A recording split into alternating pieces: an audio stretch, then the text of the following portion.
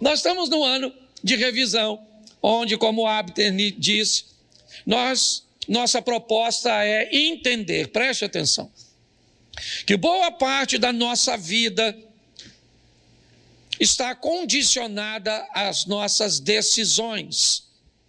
Nossa proposta é, de uma forma muito sóbria, muito responsável, mostrar às pessoas que o diabo, apesar de toda a força, apesar de tudo aquilo que ele pode fazer,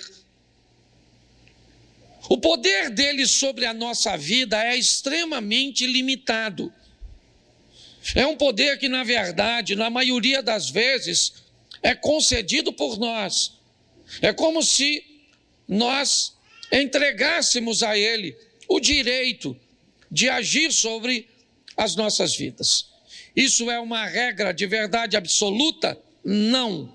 Eu vou te mostrar isso hoje. Mas na grande maioria das vezes, boa parte dos problemas que enfrentamos hoje pode ser decisões erradas que tomamos há tempos atrás. Eu não sei se já aconteceu com você de comprar alguma coisa no cartão, financiado muitas vezes, e depois da quinta, sexta parcela, quando vem te cobrando, tu não lembra mais o que é. Você fala, o cartão está me roubando, certo? Porque já faz tanto tempo que você comprou, às vezes você já usou, já acabou, mas continua pagando. Coisas do passado podem assombrar as nossas vidas. Essa é uma grande verdade. Quanto mais assertivos formos em nossas decisões, quanto melhor formos em nossas escolhas, nós evitaremos bastante sofrimento. Como eu disse, há casos que o sofrimento não foi uma decisão sua. Você pode ter herdado alguma coisa. Algumas coisas acabam caindo no seu colo. Isso é uma verdade. Nós também não podemos responsabilizar todos por tudo que acontece. Mas hoje eu quero mostrar uma coisa a você que eu acho que vale a pena nós pararmos para refletirmos, para revermos, certo? O tema da minha mensagem é: mudei de mundo, mas não notei. Não notei que mudei de mundo.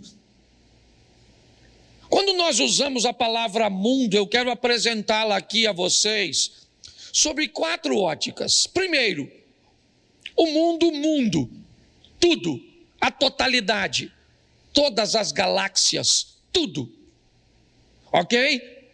Olhando como um todo, o mundo não apenas, o mundo onde eu vivo, mas tudo. Eu estou inserido nesse ambiente, você está onde? Certo? No mundo criado por Deus, que é muito maior do que nós muitas vezes conseguimos imaginar. A segunda vez que eu quero colocar a palavra mundo, eu quero colocar como nosso planeta, certo? Aquilo que direta ou indiretamente interfere sobre nós. Para interferir na nossa vida, não precisa simplesmente fazer parte do nosso mundo, planeta, certo? A Lua está fora do planeta Terra, o Sol está fora do planeta Terra. As mudanças de Lua interferem nas marés, interferem, certo, nas plantas, no comportamento de alguns animais e tantas outras coisas. Mas o mundo como planeta, certo? Também nós não mudamos dele. Nós não mudamos no mundo da totalidade, nós não mudamos no mundo planeta, mas o terceiro mundo é o mundo do nosso ambiente de convívio. É aquele ambiente que nós frequentamos. É quando Jesus disse: ide por todo o mundo, pregai o evangelho, a proposta de Jesus não era tirar todo mundo, ou seja, alguém daqui para ir para lá, alguém de lá para vir para cá, não. A proposta inicial é: vá para casa como gadareno, para o seu mundo, e mostra para ele quão grandes coisas fez o Senhor por ti. Vá para casa samaritana e mude Samaria, mude o mundo onde você está inserido. Na maior parte do tempo, nós também não vamos mudar de mundo. A maioria de nós vivemos bem próximo de onde nascemos. Essa é a grande verdade, ou pelo menos daquele ambiente cujo qual nós criamos, como se fosse o nosso ecossistema. Então, nesses três mundos, normalmente nós não mudamos. Nós não mudamos na totalidade, não mudamos do planeta Terra e muitas vezes ainda estamos no nosso ambiente de convívio. Porém, há um quarto mundo, o mundo dos princípios e dos valores. Quando nós mudamos para um mundo novo, com princípios novos, algumas coisas velhas podem ficar para trás. Pessoas, por exemplo, que foram criadas em ambientes ordeiros, educados, de repente mudaram para o mundo da marginalidade. E no mundo da marginalidade, os princípios e os valores são outros. Se eu não tenho, eu tomo de quem tem. Se essa pessoa oferece resistência, eu tiro a vida dela. Ué, mas que ideia é essa? Não, essa é a ideia do mundo da marginalidade. É assim que funciona. Bom, eu aprendi a ter uma vida sexual equilibrada, casta, digna, decente, mas se eu mudo para o mundo da prostituição, meus princípios e valores mudaram. Então, se você quer se casar com alguém, por exemplo, seria muito legal você descobrir quais são os princípios e valores dessa pessoa, pelo menos no ambiente atual. Mas você nunca terá a garantia de que essa pessoa poderá sustentar isso para sempre. Um fiel pode se tornar um adúltero no longo da caminhada. E você vai decidir por seus princípios e valores se vai engolir isso ou se vai mudar de mundo, tirando essa pessoa de seu convívio e optando por não inserir outra ou então inseri-la. O mundo de valores e princípios, ele é fundamental nós observarmos. Quando recebemos a Cristo, o que fizemos? Mudamos de mundo. Continuamos morando em Xerém? Para mim, sim. Mas eu mudei de mundo. Continuo morando no planeta Terra? Sim, mas eu mudei de mundo. Faço parte de toda essa estrutura de galáxias? Sim, mas eu mudei de mundo no que diz respeito a valores e princípios. Meus valores e princípios hoje, certo, são diferentes do mundo que eu vivia antes. Mas, Cláudio, que mundo é esse? Se é um extraterrestre? Não. O mundo dos princípios e dos valores.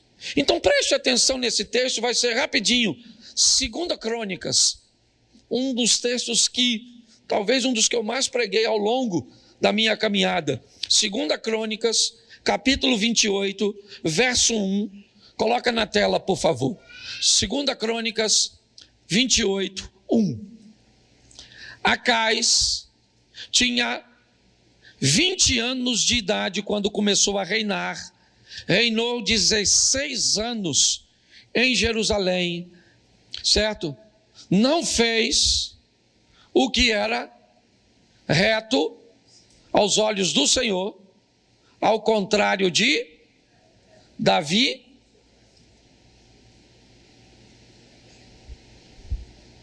Só um segundo. 2 Crônicas, capítulo 29.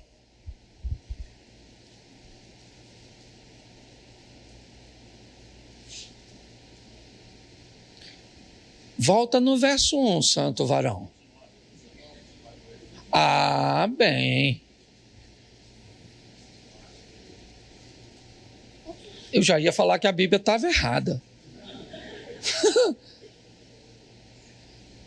Ezequias tinha 25 anos de idade quando começou a reinar. Reinou 29 anos A mãe dele se chamava Abia e era filha de, verso 2, Ezequias fez o que era reto. O que era reto. Eu falo o que era reto, você só completa até a vírgula. O que era reto. O que era reto. O que era reto. Feche seus olhos. Senhor nosso Deus e Pai, em nome de Jesus, continua falando conosco. Usa-me como um canal de bênção agora, para falar comigo mesmo nesta palavra. E para falar, ó Deus, com essa diversidade de corações e realidades diferentes. Abençoa-nos, ó Pai, com toda sorte de bênção. Repreendemos toda a distração. Tudo aquilo que não provém de Ti caia por terra agora, em nome de Jesus. Amém. Glória a Deus. Amém. Isso. Vamos dar uma olhada nesse texto, porque eu quero te mostrar na astúcia de um menino, de um rapaz de 25 anos de idade, chamado Acaz.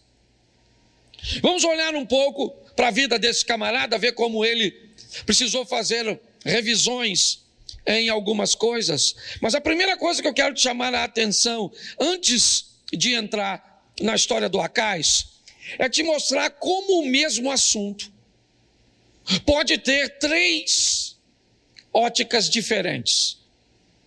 Talvez por isso muitas pessoas quebrem a cara. Porque nós vamos precisar de uma coisa chamada discernimento, sensibilidade, para tomar algumas decisões da nossa vida em ambientes cruciais.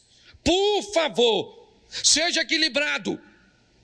Deus não precisa falar com você se você vai sair com a camisa amarela ou azul. Isso não é responsabilidade de Deus, é sua. Então, por favor, não se coloque diante de Deus como um débil mental.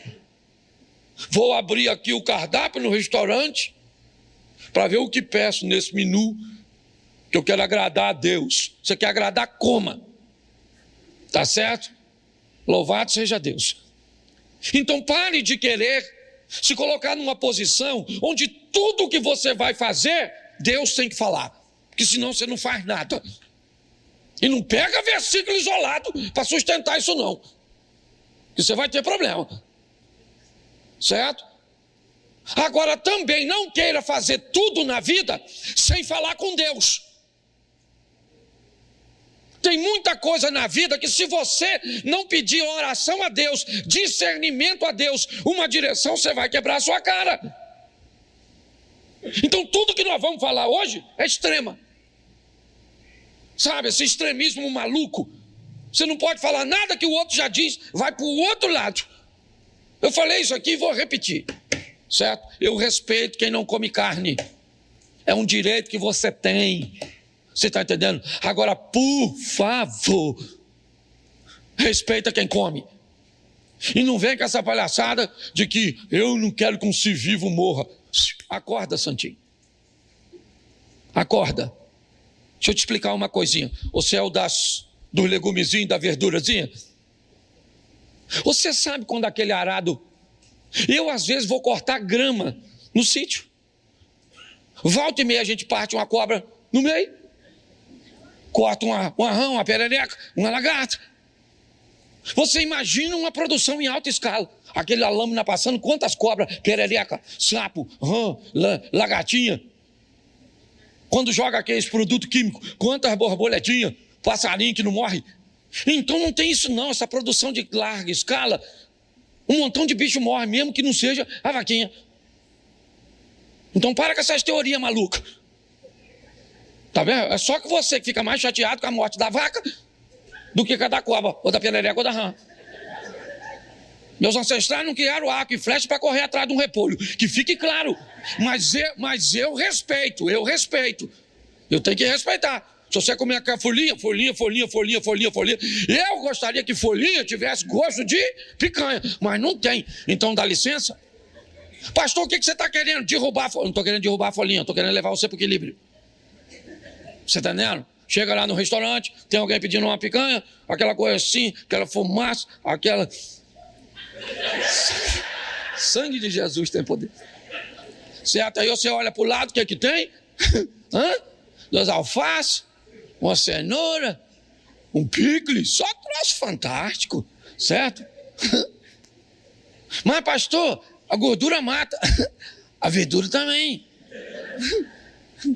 Você já nasceu para morrer, não tem como não, você vai morrer, uma hora você morre, entendeu? Tá certo? É assim que funciona. Então, nossa proposta é mostrar às pessoas que precisa ver que o troço está muito desequilibrado, ou pode tudo, ou não pode nada. Ou anda vestido demais, ou anda pelado. Ou faz tudo, ou não faz nada. Devagar. Meu Deus do céu. Então, a mesma situação pode ser... Olha como é que as coisas são. Vou te mostrar a mesma história. Bota para mim aqui, santo varão, e me ajuda agora para mim. 2 Samuel, capítulo 7, verso 2. 2 Samuel 7, 2. Olha só. E o rei disse ao profeta Natã. Quem foi que disse? Então vamos ver o que o rei Davi está pensando. Volta no 2. O rei disse ao profeta Natã: veja, estou morando num palácio feito de cedro, mas a arca de Deus se encontra numa... Verso. Então Natã disse ao... Vá e faça tudo o que estiver no seu, porque o Senhor está com... Olha para mim. Davi, um homem de Deus, quer construir uma casa para Deus. Essa é a ótica dele. Eu moro numa casa de cedro e Deus, o Todo-Poderoso, não tem uma casa para... Então essa é a ótica de quem? De quem? De Davi. Então, segundo Davi, Deus está precisando de uma casa. Tá certo. Ele chama então o profeta Natã. E diz Natã, eu moro numa casa de cedro, mas Deus está, certo, numa tenda. O que Natã disse no verso 3? Vai e faça tudo o que estiver no seu, porque o Senhor é... Essa é a visão de quem? De Natã. Segundo Natã, Davi deve fazer do jeito que ele pensa. É a mesma situação. Natã disse: não, Davi, vai lá e faz conforme o seu coração, faz direitinho, porque Deus é com... Mas o verso de número 5. Vai e diga ao meu servo Davi, assim diz o... Você quer edificar um templo para minha habitação? Eu gosto desse ponto de interrogação, que é como Deus estivesse falando: ô querido, se a casa é para mim, deixa que eu peço. Olha o que ele diz. Falou com Natã: vai lá e fala para Davi. Davi está errado, você está errado, e eu até quero a casa, mas eu vou dizer como é que eu quero. Quem vai dizer sou eu, a ótica é de Deus. Nós temos a mesma situação, a casa.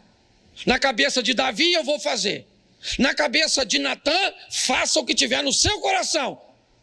Na mente de Deus, não...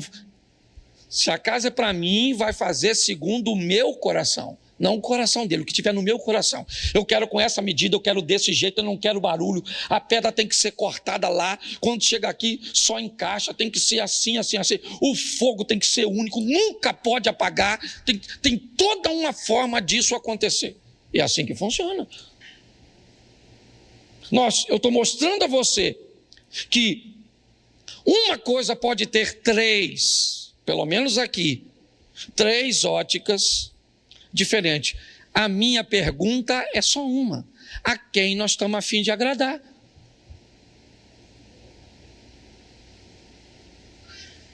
Muitas vezes nós estamos a fim de agradar os reis, os poderosos, os que ditam as coisas. Eles é que são importantes. Aquelas pessoas que nós elegemos como importantes na nossa vida, aquelas que nós queremos impressionar de acordo com o que usamos, com o que aparecemos, ou que desejamos ser bem vistos por elas. Você tem todo o direito de agradar quem você quiser. Eu só estou te apresentando aqui. Nós temos a ótica do rei, nós temos a ótica do profeta. Está assim de gente que chegou aqui, ó, iludida. E eu não estou falando que eu sou um líder religioso perfeito, não. Você está procurando perfeição em mim, ainda dá tempo de ir embora. Agora eu vejo pessoas que narram coisas que homens que são sacerdotes e que ocupam cargos como eu ocupo aqui, que se acham semideuses, decidindo e expondo coisas, fazendo coisas absurdas, que parece, muitas vezes, que as pessoas ou sofreram uma lavagem cerebral, ou têm problemas com raciocínio, com lógica. Então a minha proposta é mostrar a você aqui, hoje, Ezequias resolveu fazer o que era certo aos olhos do... E pronto, foi a decisão dele. Eu vou te mostrar o resultado, mas foi a dele. Isso não significa que você vai viver a mesma coisa que ele. Você vai viver a mesma coisa que ele, ou próximo do que ele viveu, porque nem sempre será a mesma coisa se você fizer a mesma coisa. Se não quiser, eu entendo perfeitamente. Tem gente que vem, pede um conselho, você instrui, dá uma ferramenta, ele vira, vai embora, faz tudo o contrário, depois vem reclamar com a gente sobre o resultado do que aconteceu. É estranho, mas é o direito que as pessoas têm e nós não podemos privá-las. Então o que ele tem na mão, só para você entender. Ezequias tem um reino falido deixado por seu pai Acais. Ele é rei da área do sul de Israel, de Judá, a parte de baixo. E não é de hoje que Ezequias vê a humilhação assolando sua nação. Volta e meia, os assírios invadem Judá, matando os homens que podem oferecer resistência, estuprando mulheres, levando crianças cativas. Por que eles não extirpavam de uma vez por todas, matavam todos? Era simples. Primeiro, porque não podiam matar, porque aquele povo estava sustentado por Deus. Segundo, não podia matar, porque era jogar fora recursos. Eu venho, roubo e vou embora, espero você se estruturar de novo. Então eu venho e roubo de novo. É assim que funciona. Ele cresceu vendo tudo isso. O pai dele estava desesperado, Acais, tentando resolver o problema. Ele também fazia revisões, porém erradas, como o Abner disse. Revisões erradas. Ele revisou e ele disse: a melhor maneira que eu tenho a fazer é me aliançar com alguém que me deixe mais forte. Não deu certo. Depois, então, ele começou a subir o tributo e a pagar mais do que era cobrado. E ele agora, certo, ganha, segundo ele, um pouco de admiração de seus algozes, mas que continuam o pressionando. Volta e meia, as invasões vêm, tudo acontece. E tem 2 garotos crescendo. O nome de um, Senaqueribe. Ele é filho de Tiglade, o rei da Assíria. O outro garoto se chama Ezequias. Ele também está crescendo. Porque em meio às crises, alguém vai crescer dentro de você. uma postura, uma personalidade, eu não sei, eu não sou um profissional da área, eu sei que nesse ambiente onde as coisas acontecem, alguém vai ter que aparecer, e é assim que acontece. Tem 2 garotos crescendo, o filho de Tiglade, Senaqueribe, e o filho de Acais. A diferença é só o seguinte: na casa do Tiglade, a fartura, a vitória. Na casa do Tiglade as coisas vão bem. O problema é na casa do Ezequias, onde tem estupro, onde tem morte, onde tem humilhação, onde tem saques. É só isso. Dor, choro. Sabe o que é pior? É que ele não é um garoto comum. Sabe o que é pior? É que ele é filho do rei. Quando ele passa na rua, as pessoas olham para ele e dizem o quê? Tudo isso que nos acontece é responsabilidade de vocês. Você viu o preço que pagou Bolsonaro por ter falado a besteira de que o Covid era uma gripezinha? Quantas pessoas botaram, certo, na conta dele a morte dos seus? Eu vi até em viaduto em São Paulo escrito. E aí a pessoa perdeu um ente querido, alguém fala uma besteira dessa, uma insanidade, que é o quê? Eu fico imaginando, Ezequias não podia sair, ele não era bem visto nem pelos seus, pela gestão de seu pai, porém o pai morreu, porque uma hora a casa cai, meu irmão. O pai morreu os 2, morreu o pai do Senaqueribe e morreu o pai do Ezequias, morreu Acais e Tiglade. E o que eles criaram? 2 filhos, só isso.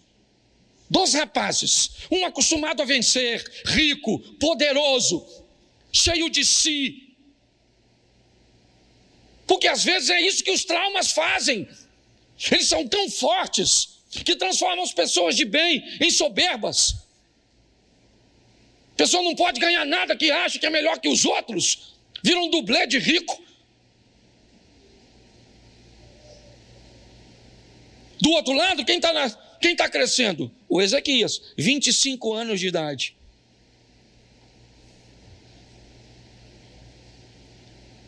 E aí Ezequias tem que assumir o trono. O pai dele morreu. Mas que trono é esse? Que casa é essa? Que herança é essa? Não deixou nada. Deixou o quê? Deixou foi minha mãe traumatizada com o homem. Me deixou o quê? Algumas escoriações na alma, que às vezes não é nem no corpo. O corpo é fácil, mas são nas memórias, nas lembranças. Vida dura.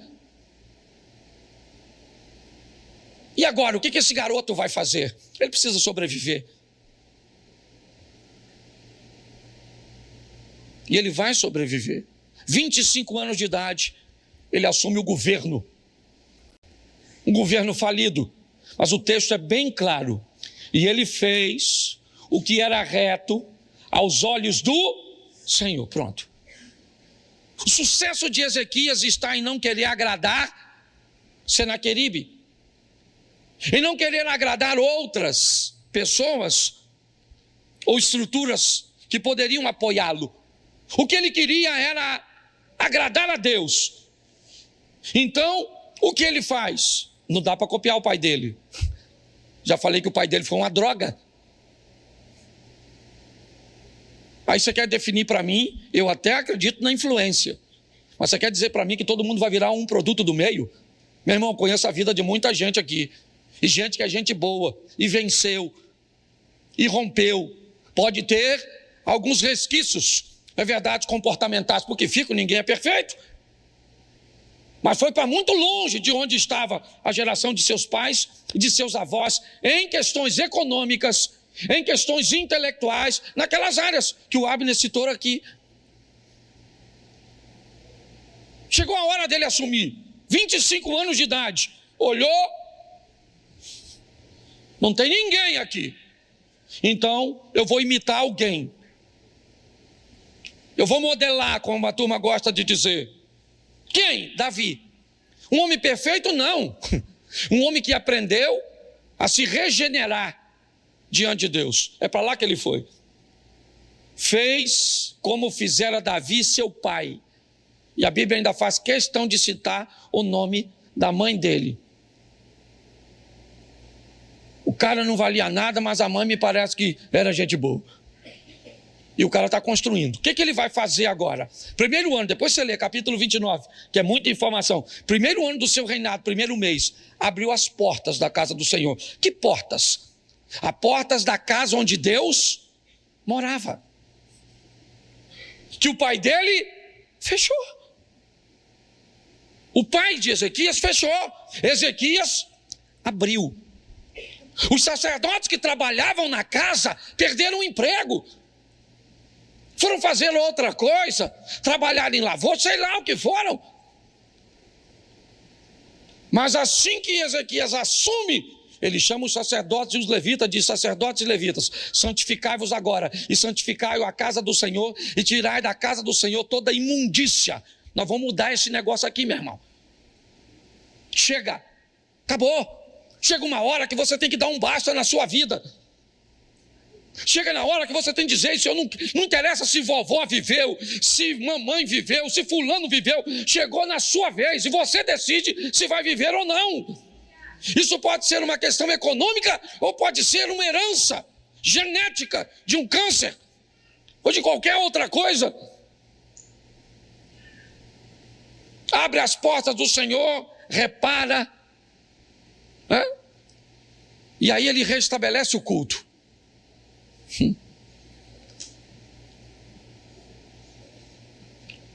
O outro rapaz está vivendo a vida dele, mas está chegando o tempo que a Síria vai invadir.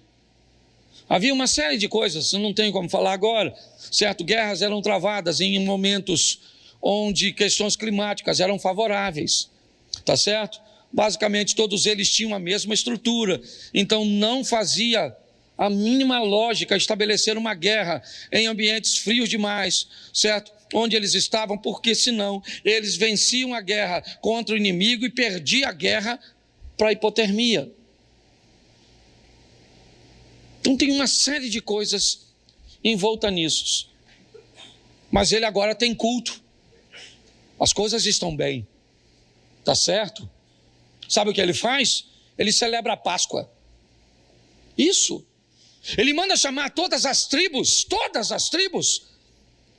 trazer seus representantes e celebrar a festa que comemorava a libertação, o agir e o mover de Deus no deserto. Como Deus entrou no Egito e tirou aquele povo com mão forte, ó, aqui, ó. Esse é o campo de batalha. Deixa o Satanás ou a situação que aconteceu com você te deixar pessimista, negativista, fazer com que você tenha uma ótica ruim a seu respeito e a respeito da sua situação, fazer com que você nunca estabeleça nada de concreto. Se eu perguntar para você de quanto dinheiro você precisa, sempre é muito. Quanto dinheiro você precisa? Muito. Claro que tem que ser muito, porque muito não é um valor definido exato, e é por isso que você nunca alcança. Se você planeja alguma coisa, a primeira coisa que você tem que saber é quanto você precisa. É dizer um número para você mesmo, é dizer um número para Deus. Nós precisamos ser mais assertivos em nossas decisões. Ezequias sabe, a mente daquele povo está contaminada, então vamos trazer uma festa. A festa de quê? A festa que vai trazer a memória. Aí, turma, olha o que Deus fez lá, e o Deus que fez é o mesmo que faz. Sabe o que ele faz? Pede oferta. Pastor, ele pede oferta para um povo falido? Pois é, porque o que Ezequias está trabalhando não é com o preço, é com o valor. Aquela oferta é para Deus, sim ou não? E Deus é dono do ouro e dá isso. Então o que Deus quer de cada um de nós é que façamos o melhor. E aí as coisas estão acontecendo. Vamos lá, está acontecendo onde? Internamente. E Senaqueribe? Senaqueribe sabe nada disso. Senaqueribe está vivendo a vida dele. Mas o que está acontecendo em Judá? Judá tem agora um cara chamado Ezequias. Mas quem é ele? Ele é filho do perdedor, Acais. Então deve ser outro perdedor. Não. Então deve ser um outro pecador. Não. Então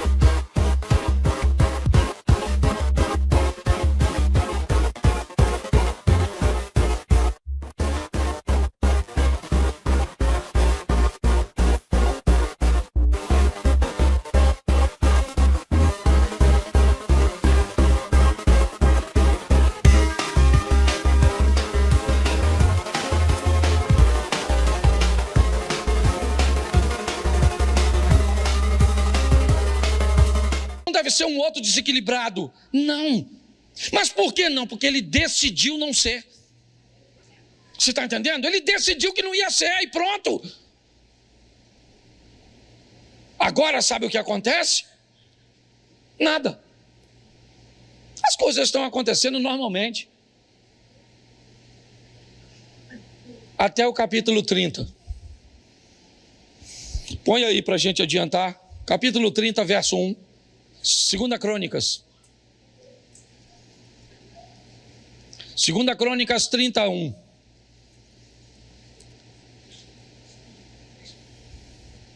Segunda Crônicas, capítulo 30, verso 1.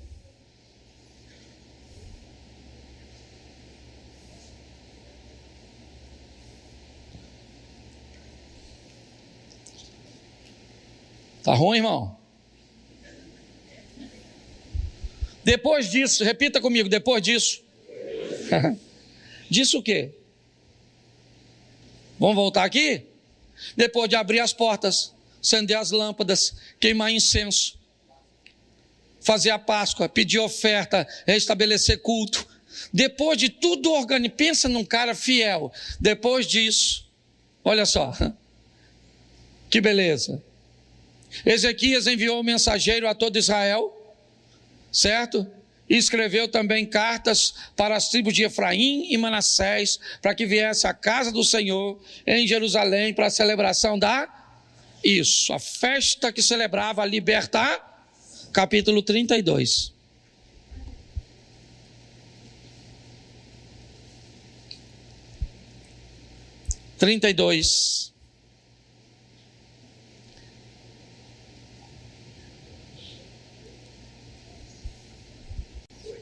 Foi?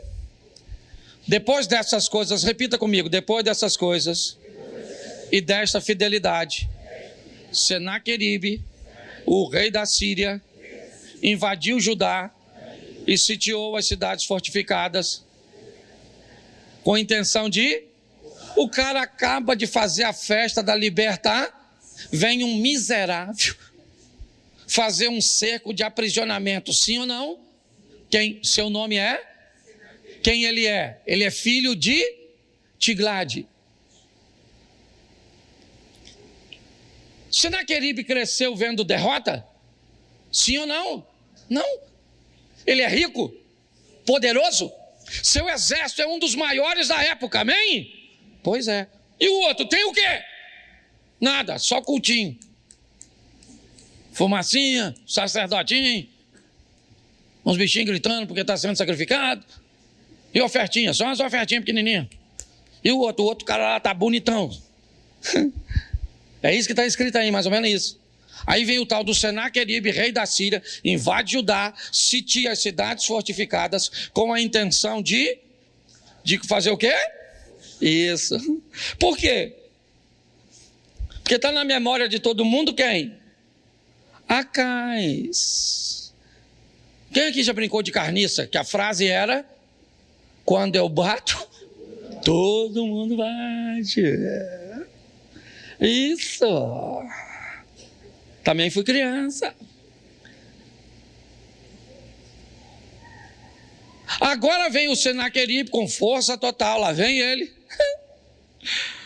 Olha o que Ezequias disse no verso 7, olha que texto animador. Imagina se você estivesse lá e eu fosse Ezequias. Olha, aí eu falando para vocês: sejam fortes e corajosos, não tenha medo nem por causa do rei nem por causa de toda a que está com ele. Olha o final do texto, como é que é maneiro. Porque conosco está alguém que é maior do que o que está com ele. Tem uma multidão e nós um só, alguém indefinido, alguém oculto, alguém. Eu imagino, falei: ô Zequias, você é doido, maluco. Você não queria quebrar, o pai dele era terrível, igual Roberto Carlos. O cara é difícil. Para piorar, o cara sabe fazer guerra. Bota o verso 13, já estou terminando já. Põe o 13.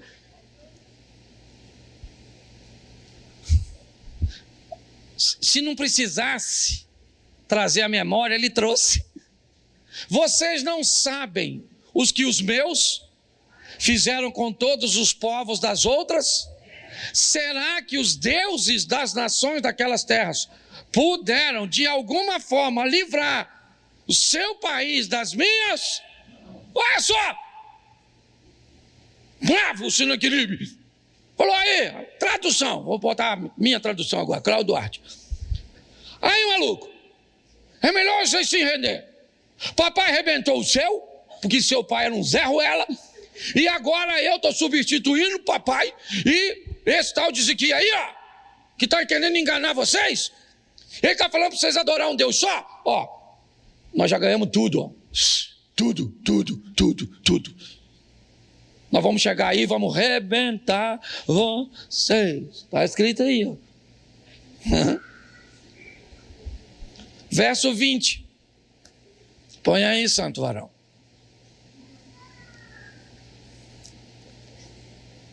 Então, o rei e quem? E, ó, deixa eu dar agora aqui uma chave não. Chave não. Dá outra coisa. Isso aí é um controle. Tá certo? Tu tá andando com quem? Quando o bicho pega, o rei Ezequias chamou quem? O profeta Isaías. Tu tem que andar com gente, certo? De controle. Para andar perto de tu. Ele chamou Isaías e falou: Isaías, meu filho, o Senaqueribe está aí ameaçando nós ler uma carta. Se você ler a carta que o Senaqueribe mandou, está aqui, ó, que não dá tempo de eu ler. Pensa numa carta, falou: olha, eu vou arrebentar vocês, vou arrebentar meu pai, arrebentou o pai de vocês, quero ver quem é o Deus de vocês para livrar vocês das minhas mãos. Se eu oro, eu ia orar assim: Senhor, eu estou aqui com Isaías, eu trouxe Isaías aqui, profeta do Senhor.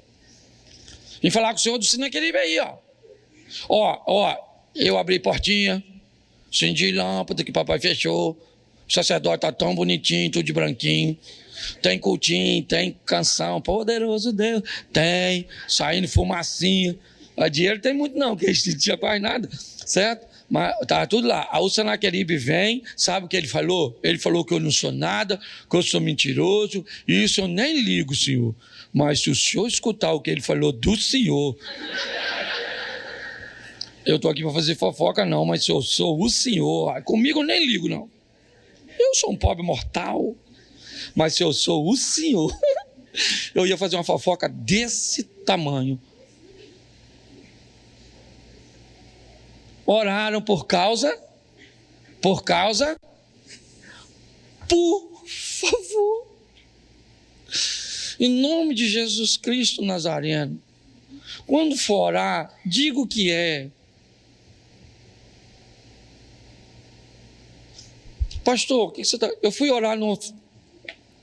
Eu viajei, me levaram para orar numa oficina. Pastor, o senhor pode orar aqui? Eu falei, claro. Então vamos orar? Eu falei, não, peraí. Orar por quê? Qual é o propósito da oração? Não, pastor, eu acabei desfazendo uma sociedade, então o meu serviço era um serviço visto de uma forma melhor do que o do meu ex-sócio. Então ele está me perseguindo com inveja. Eu estou enfrentando algumas dificuldades com permissões, com autorizações para manter a minha oficina liberada. Ela é na América, certo? Eu estou precisando ampliar. E ele foi me dizendo o motivo.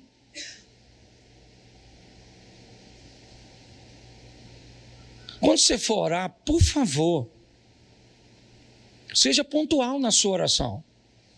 Senhor, me abençoa. Ele já tem te abençoado. Agora, o que você quer? Oraram por causa disso e clamaram o que eles precisam? Eles precisam de socorro. Verso 21.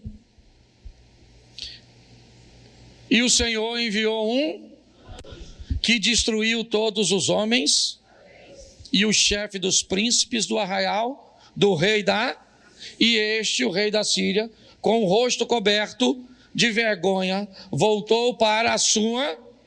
Quando ele entrou no templo do seu Deus, seus próprios filhos ali o mataram. Isaías orou com Ezequias e Deus enviou um anjo. Mas pastor, eu não consegui entender onde o senhor vai encaixar a revisão. Bom, eu expliquei a vocês que a gestão de Acais foi terrível. A de Ezequias foi muito bem sucedida. Ela se resume a um versículo, para mim. 29:10.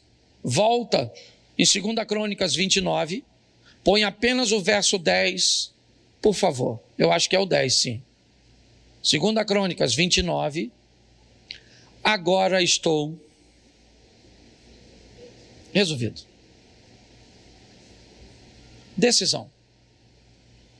Em algumas traduções, agora estou decidido. Estou. Não é plural, é singular. Agora eu estou decidido. Eu decidi. Eu decidi como marido, eu decidi como pai, eu decidi como chefe de família, eu decidi como crente, eu decidi. Eu estou decidido a fazer uma lei. Pronto, acabou.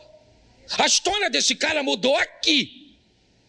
Se você vê o que ele descreve, ele diz: nossos pais apagaram as lâmpadas, fecharam as portas, não queimaram incenso, viraram as costas para o Senhor Deus de Israel. Agora eu estou resolvido a fazer uma aliança. Ele vai dizer, para que o furor da sua ira se afaste de... Ele diz, eu vou tomar uma decisão no singular para livrar todos. A responsabilidade era dele. Deus enviou um anjo. Um anjo. E o texto diz, volta lá no 32, por favor. Já estou acabando, mas apesar de que eu estou na hora. 32. Bota o 10, que é onde nós estávamos na oração. Isso. Agora me perdi, mandei você voltar. É verso 20. Isso, oraram por causa disso ao céu, clamaram ao céu, verso de número 21. E o Senhor enviou um anjo que destruiu todos os homens. Todos os homens. Todos os homens. Note que o anjo não matou covarde. O anjo só matava valente. Porque preste atenção. Quando Acais perde, a fama de Israel foi negativa, sim ou não? Sim ou não? Então todo mundo tinha uma fama ruim na boca a respeito de Israel. Deus quer reverter isso. Ezequias fez o contrário. Ele reviu, e o que ele fez? Abriu a porta que o pai fechou, acendeu a lâmpada que o pai apagou, empregou os sacerdotes que o pai demitiu, celebrou a Páscoa que o pai não celebrava mais. Ele fez tudo o contrário, por causa de uma decisão. Agora estou resolvido, pronto, o Senhor nos chamou para queimar incenso, e é isso que eu vou fazer. Mas agora, nesse texto, os homens valentes morrem, e o que acontece com os covardes? Fogem. Para que os covardes fogem? Para contar para os outros que agora Judá merece respeito. Eu imagino os homens correndo, voltando para casa com o anjo. Chegando lá, cansado assim, ó.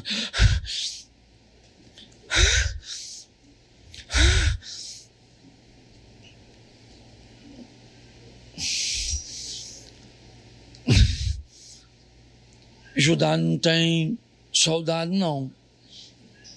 Judá não tem nem arma. Mas, maluco, Judá tem um anjo. E alguém deve ter falado, um só? E quem fugiu falou, se tem dois, eu não chego aqui. Mas o mais legal não é isso. Você lembra que mataram o Senaqueribe? Sim ou não? Mataram ele, não mataram? Pois é, agora todas as nações vizinhas ficaram sabendo do tal anjo. Aí eles juntavam dinheiro, botavam naquelas caravanas e trazia para quem? Para o Zequias.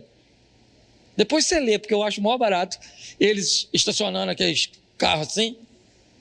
Eu imagino Zequias bem assim, ó.